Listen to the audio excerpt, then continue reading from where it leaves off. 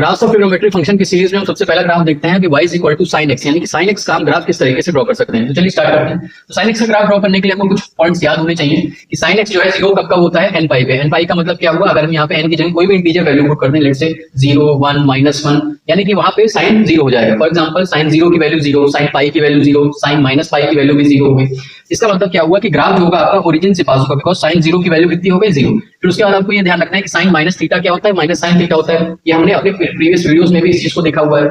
उसके बाद हम यहाँ पे ये देखेंगे कि जैसे sin π/2 की वैल्यू 1 है, तो अगर हम यहाँ पे sin माइनस π/2 निकालें इसी फॉर्मूले से, sin माइनस थीटा क्या हो जाएगा, sin minus theta will be equal to minus sin theta, it means it will be -1। तो अगर हमको ये पॉइंट्स अच्छे से समझ में आ गए तो इन पॉइंट्स का यूज करके हम इसका ग्राफ ड्रॉ करना सीख सकते हैं। चलिए स्टार्ट करते हैं। तो हमने देखा कि sin 0 पे वैल्यू क्या होती है, 0, बिकॉज n पाई पे वैल्यू कितनी हो जाती है, 0, और यहाँ पे n कोई भी इंटीजर हो सकता है। तो sin 0 पे वैल्यू कितनी हो गई, 0, यानी ग्राफ आपका ओरिजिन से पास होगा।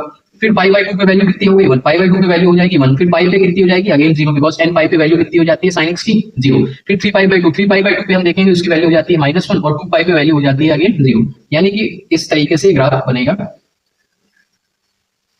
कुछ इस तरीके से on the positive side of x axis. अब अगर negative side of x axis में देखें तो यहाँ पे sin -π/2 की वैल्यू कितनी हो गई, -1 यहाँ पे। उसी तरीके से sin माइनस पाई की वैल्यू भी कितनी हो जाएगी, 0, बिकॉज n पाई पे sin x की वैल्यू कितनी है, 0। उसी तरीके से 3π/2 पे वैल्यू कितनी हो जाएगी, 1, और 2 पाई पे वैल्यू हो जाएगी 0। यानी कि अगर हम इन पॉइंट्स को यहाँ पे कनेक्ट कर दें तो आपका ये ग्राफ जो है कुछ इस तरीके से बन जाएगा।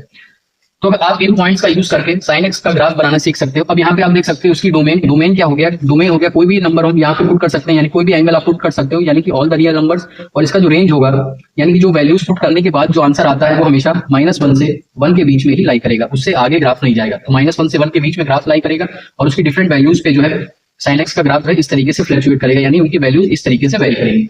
तो इन पॉइंट्स का यूज करके आप sin x का ग्राफ बनाना सीख सकते हो। Thank you.